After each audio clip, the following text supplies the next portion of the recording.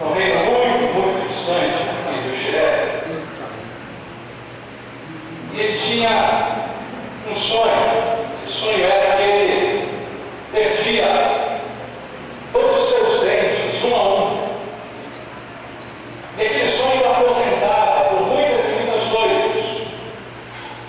Então pediu para que alguém interpretasse, para que alguém dissesse para ele o significado desse sonho. E aí, um dos sábios do reino disse para ele assim: olha para ele, Deus soberano, isso é uma tragédia.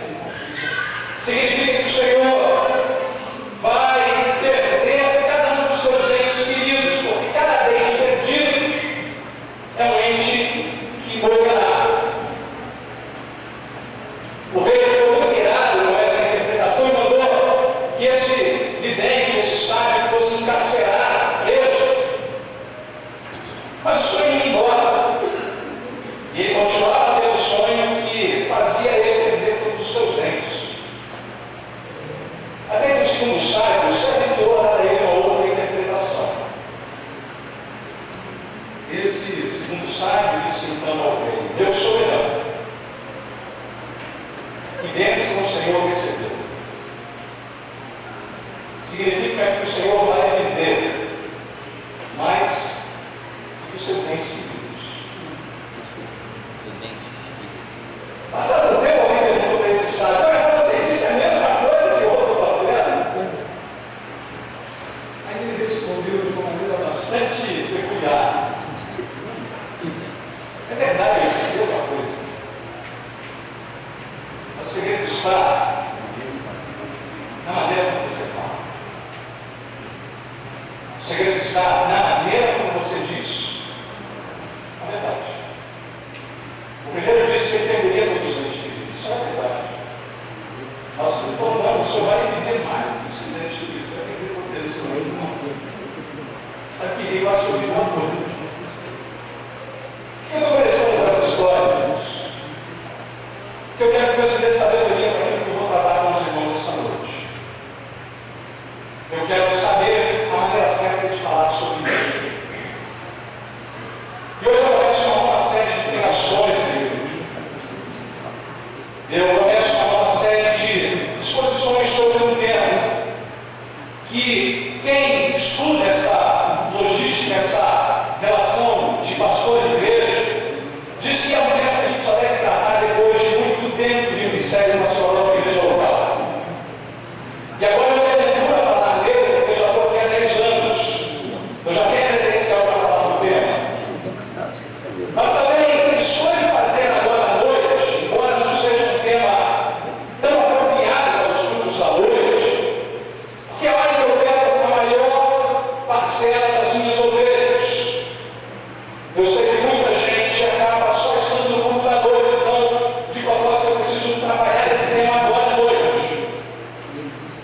Mas a única preocupação é que esse tema precisa ser cuidado, tratado com carinho, porque eu espero em Deus, de verdade, que essa série de pregações traga consigo profundas mudanças e reformas na vida da nossa igreja.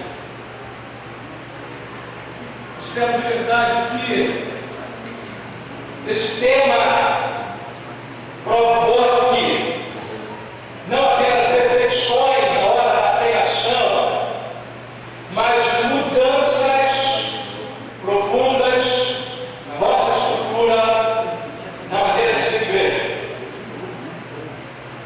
Hoje eu começo uma série de sermões, de pregações sobre a liderança bíblica da igreja. O que eu quero é responder o que a Bíblia diz sobre liderança e autoridade da igreja. Mas eu penso que há muita coisa útil nesse tema. Quero começar tratando um pouco sobre o contexto dessa liderança, acerca do contexto dessa liderança bíblica, por assim dizer, a maneira que a gente deve entender a nossa Escritura.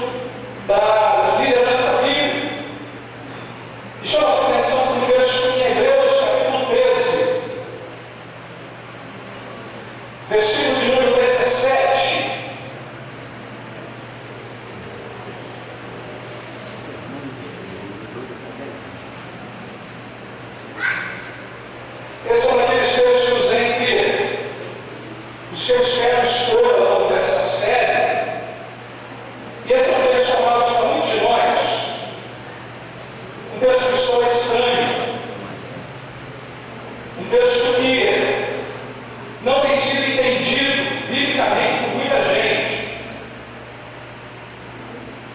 Mas olha, a minha oração é que Deus nos ajude a entender essa passagem e aplicar a nós essa noite. Hebreus 13, 17. É dito assim: obedecei aos vossos guias e sede submissos para com eles, pois velam por vossa alma, como quem deve prestar contas, para que façam isto com alegria e não gemendo, porque isto não aproveita a vós outros. Veja aí o texto aberto nessa passagem, que nós estaremos então refletindo juntos essa noite. Mas olha você, não eu não sabe de histórias de conflitos em igrejas. Igrejas que enfrentam muitos conflitos, especialmente na relação que se estabelece entre seus líderes e a congregação. Conheço muitas igrejas que passam por dificuldades em manter e preservar o pastor por muitos anos na congregação. Conheço muitas igrejas que enfrentam lutas, desgastes, desentendimentos, feridas, porque essa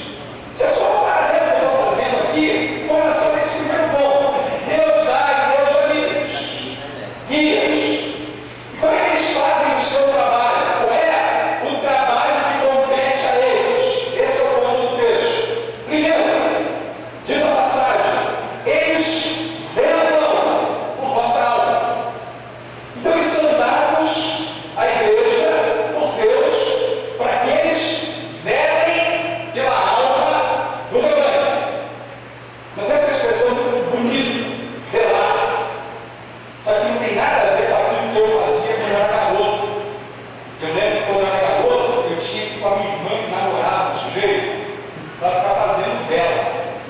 Não tem nada a ver com isso. E Deus foi colocar na igreja para fazer vela nesse sentido. Não tem nada a ver com isso. Qual é a ideia do termo velar aqui?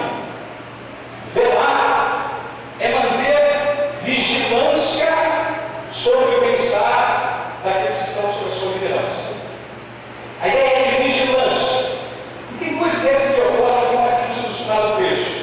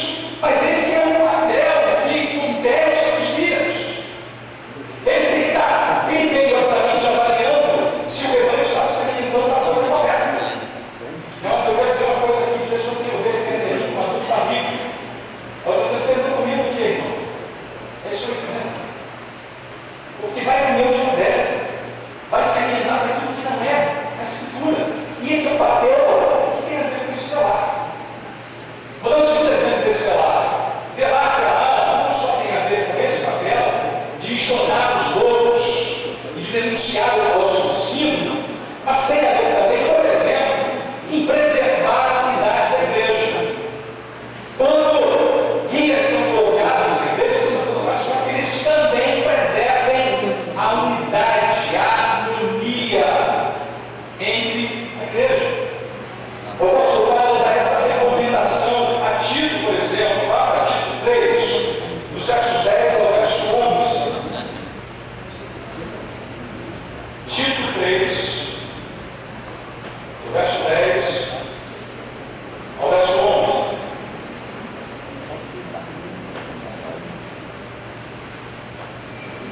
Eu repeti isso para fazer com relação àqueles que são facciosos, que costumam criar desavença no meio da igreja.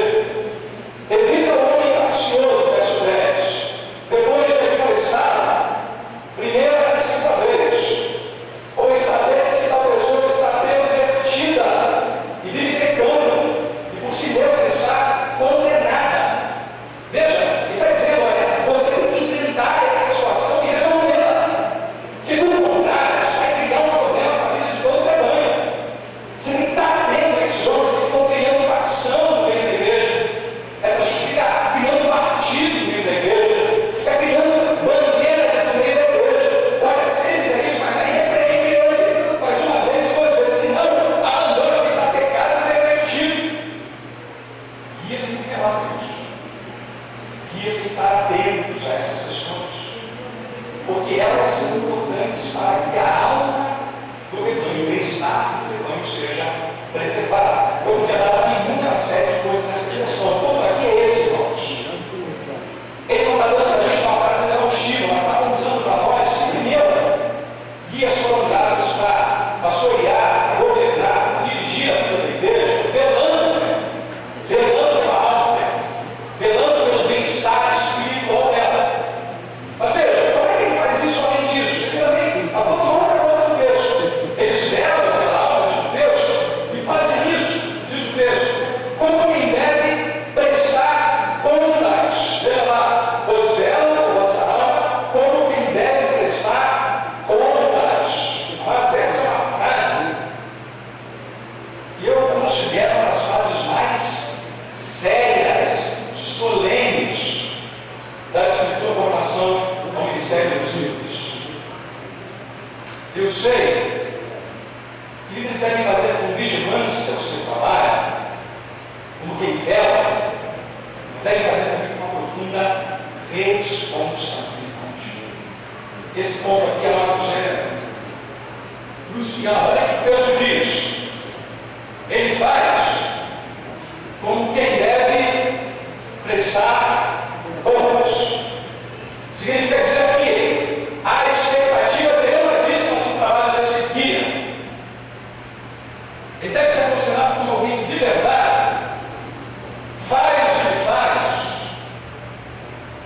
colabora a Cristo, como exemplo para a congregação, e como alguém que ensina a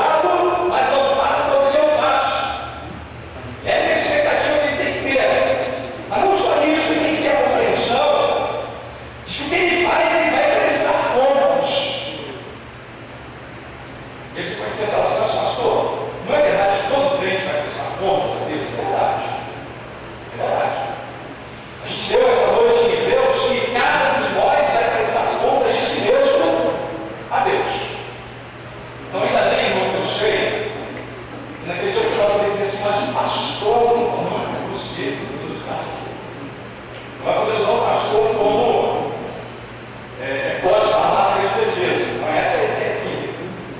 A gente é muito prático fazer isso, não é?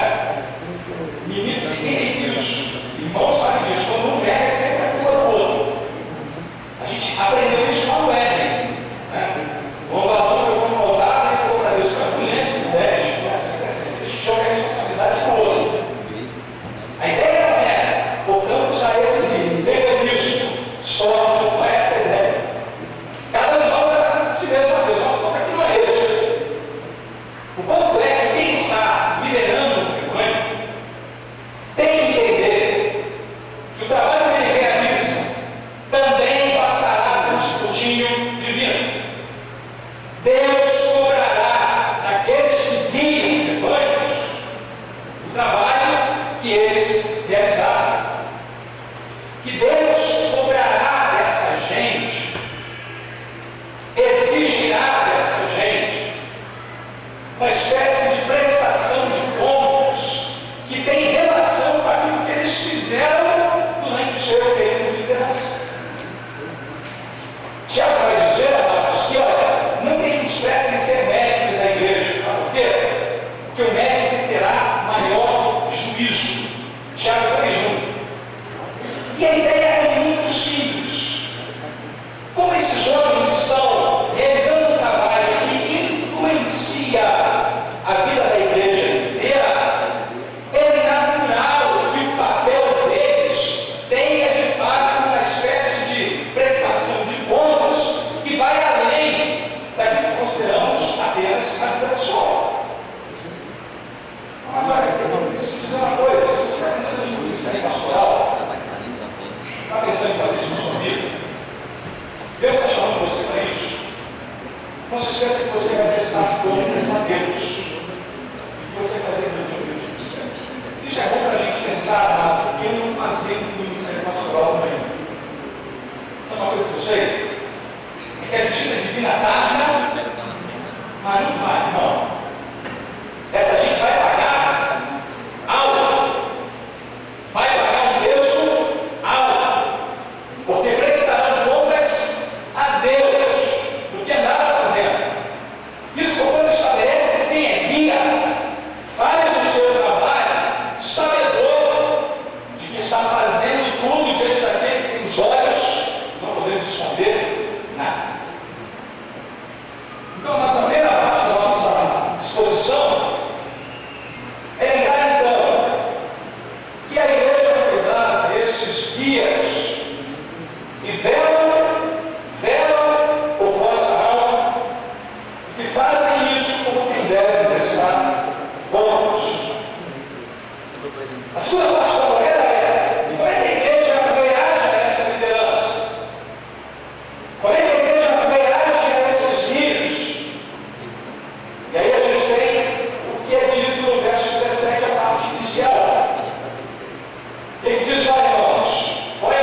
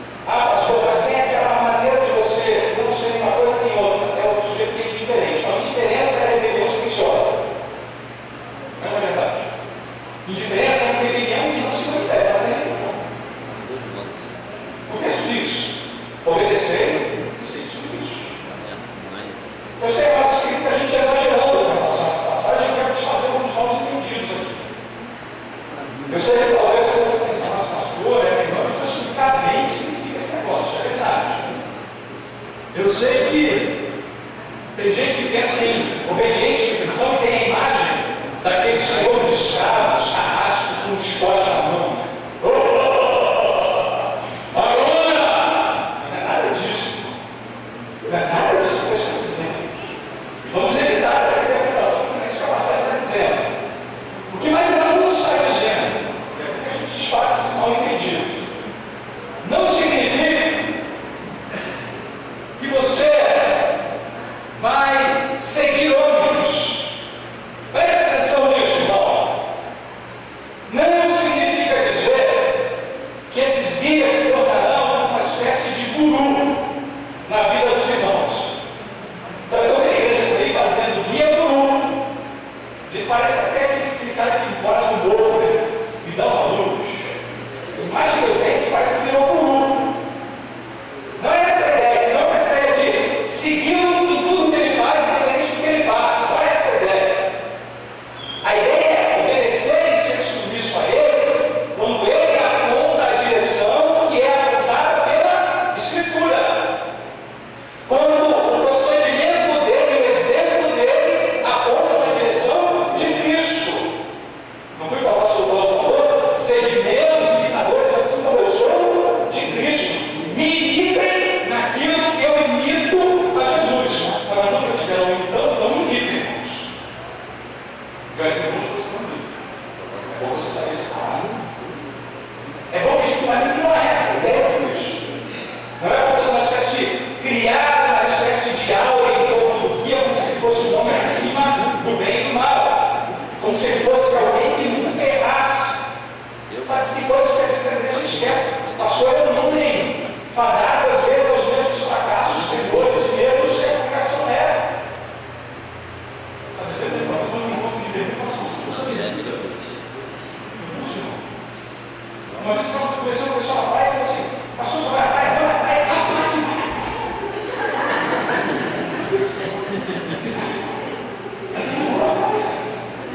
Não entendeu o que eu falei.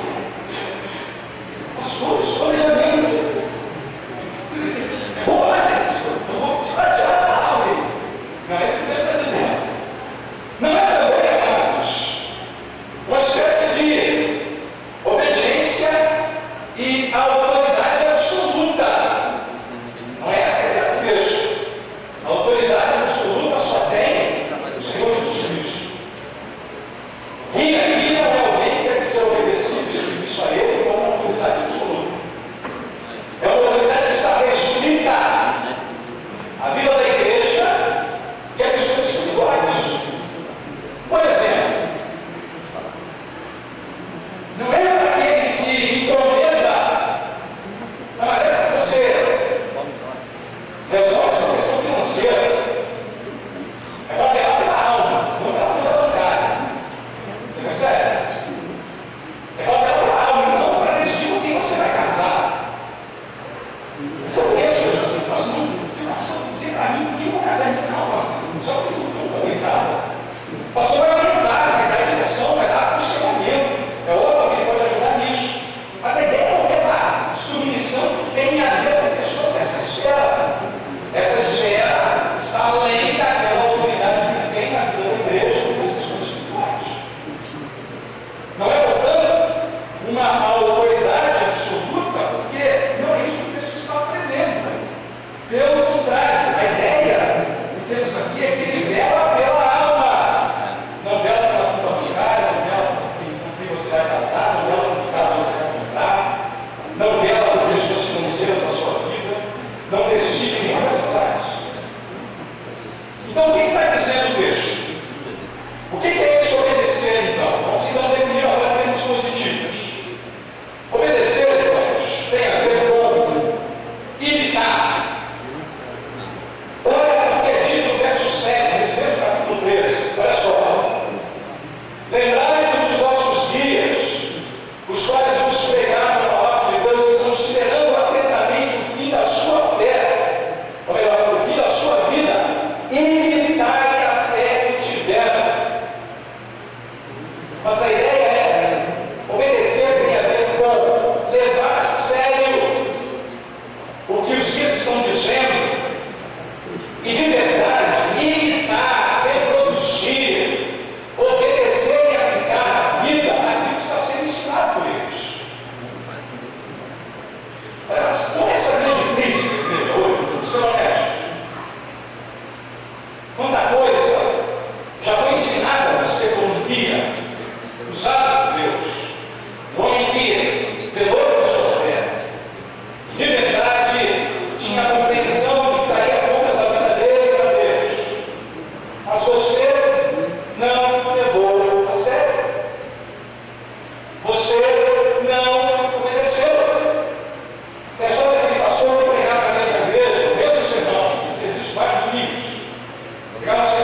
vou te entregar para o meu sermão, e o meu sermão, e o meu sermão. Bom, esse negócio aí. Aí eu fiquei perguntando para ele assim, pastor, você vai mudar de sermão, não? Você está querendo saber o sermão? Aí ele falou assim, irmão, já está vivendo o que eu ensinei? Já está obedecendo? Ainda não, eu posso estar repetindo. A ideia é vida, obedece. E não só isso, se submete a ele.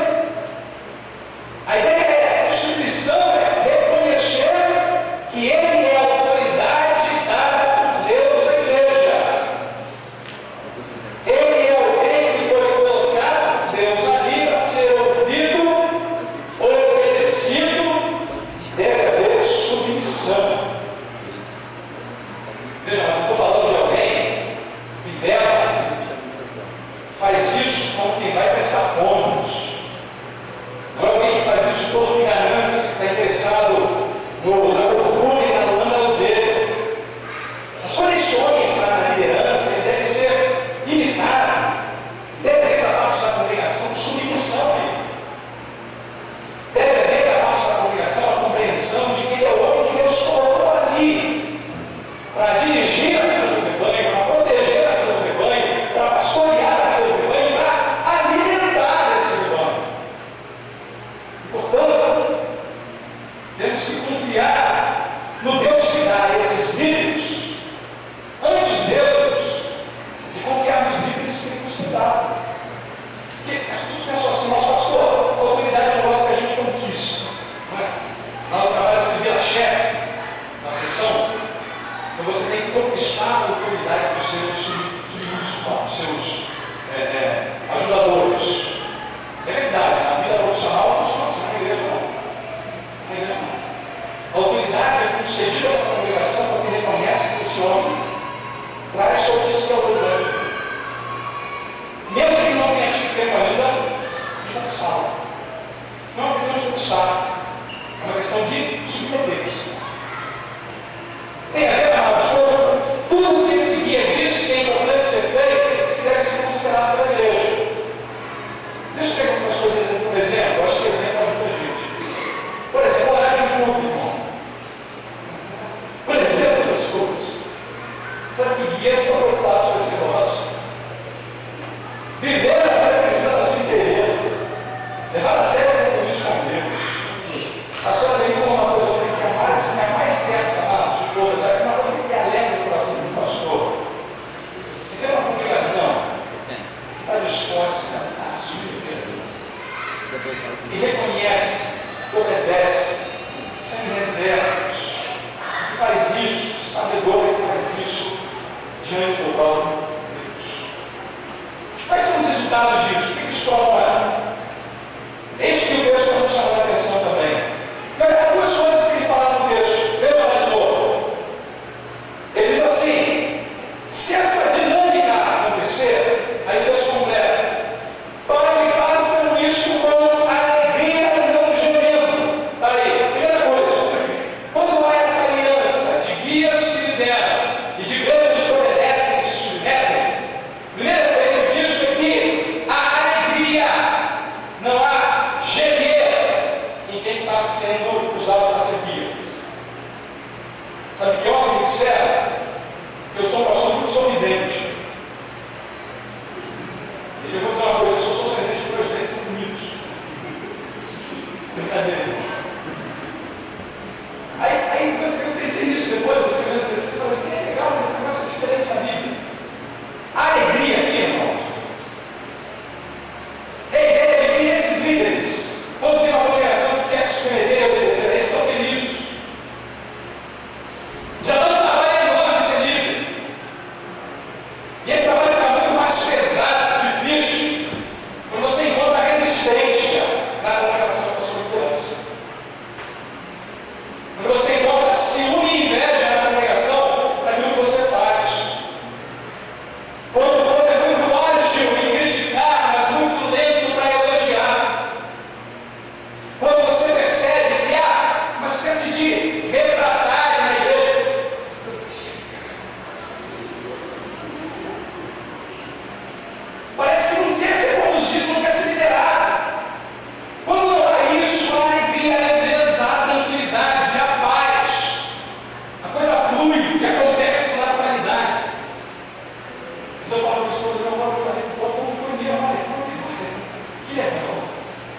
Mas você fala, nem tem.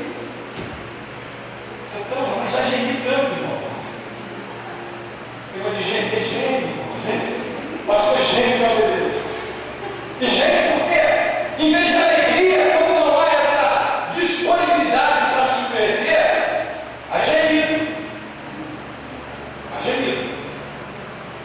Na verdade, nós não tem pastores gemendo. E gemendo porque tem congregações que não querem ser criadas.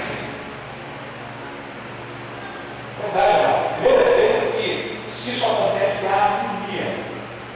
E esse casamento, gente, em uma igreja que quer ser liderada, um líder que sabe o seu papel, isso traz uma paz, uma harmonia, um prazer para que as coisas aconteçam. Não é verdade? Não é só para a gente estar com alegria, tudo é muito mais gostoso.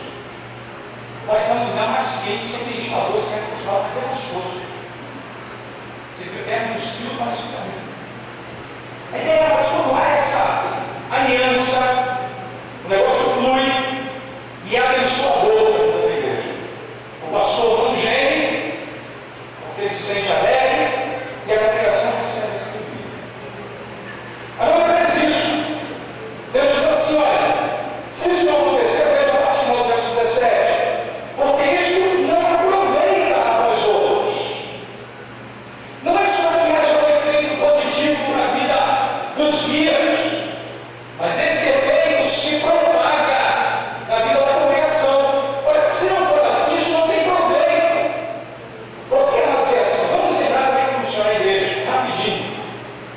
Nós somos um povo, estamos ligados uns aos outros, como parte do povo de Deus aqui na igreja local. Somos aqui o povo de Cristo, unidos pelo sangue, unidos pela carne do Filho, e agora cada um de nós é membro desse povo.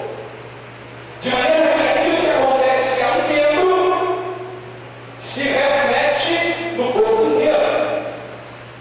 Um exemplo bom: você vai sair daqui essa noite, eu não estou fazendo nenhuma profecia negativa. Você desce aqui na rua da igreja e dá aquela topada gostosa. Aí a minha do dedo, pá, arrebenta. Você vai sentir dor, irmão? Muito. E o corpo vai aparecer? Muito. Aí você vai lembrar: para que eu tenho essa unha? As minhas funcionam para você sentir dor na topada. A ideia é: o corpo todo padece por causa de um pedacinho. É assim na igreja. Se alegra quando todo mundo está alegre. O irmão está alegre, a gente está alegre também. Estou vendo o Israel alegre para chegar para lá todos. Estou aí para o jantar, para o almoço, alegre. Mas quando o irmão chora, a gente também chora também. A gente não chora.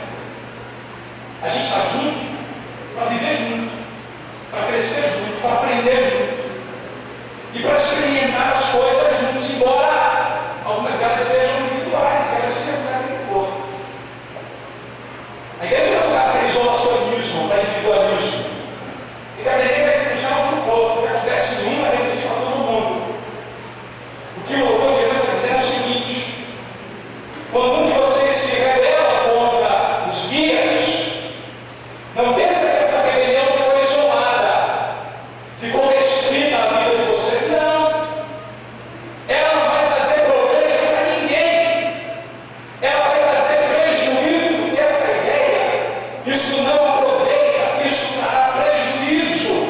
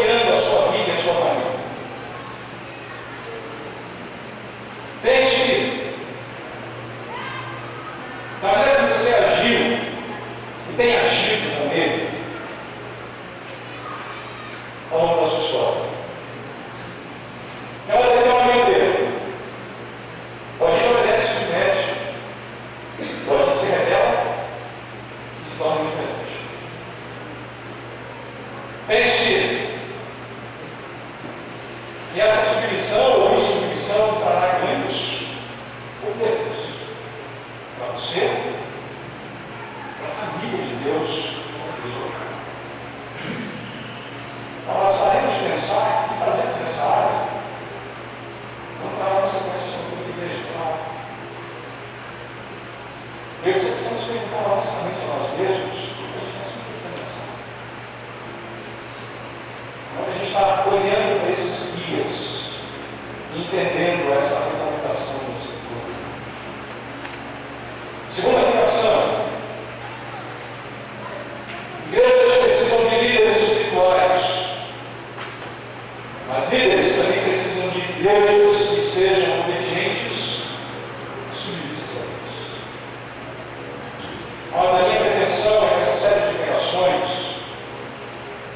fortaleça essa aliança entre nós, entre aqueles que são líderes e aqueles que são liderados. Mas que cada uma das partes entenda o seu papel e esteja disposto a cumpri-lo integralmente. Sabe por que isso é importante, irmãos? Porque o bem-estar da vida da nossa igreja passa por essa questão. Então, olha, não nos enganemos. Essa igreja precisa se aproximar ao máximo do padrão bíblico de liderança. Mas isso inclui eu e os irmãos. Terceira e última aplicação. Jamais deixe de esquecer que esse texto diz respeito ao seu reino agora, aqui, mas diz respeito também a qualquer outro lugar de Deus também. Diz respeito também a qualquer outro pastor que assuma a liderança dessa igreja. Diz respeito à maneira como nós devemos entender a nossa relação com os dias que Deus coloca sobre o seu filho. Mas o meu desejo, Deus nos ajude. Levar essa observação, essa orientação, essa determinação da Escritura a sério. Fazer dela uma referência na nossa vida. Amém? Amém, irmãos. Olha o seu cantor, não pode se ver. Vamos adorar o Senhor mais único. E a gente vai terminar por essa noite também. 4, 5 meia na proteção. Estandartes dessa igreja, levantemos sem temor. É muito a esposa do bendito Salvador. A gente vai cantar esse belíssimo hino. Quando cantamos esse sábado também, dedicando ao Senhor, diz os ofertas nessa noite. Se você veio preparado para esse momento, e a gente caminha para o final dessa noite. 4, 5 meia na proteção. A gente vai cantar a primeira e a última estrofe. Ok, irmão? Primeira, última estrofe. 4, 5 meia, primeira, última estrofe. Atenção aqui à nossa regência, para a gente poder se acompanhar por ela e adorando assim ao Senhor esta noite também. Você estará aqui levando todos os ofertas, se vê para a luz. Yeah.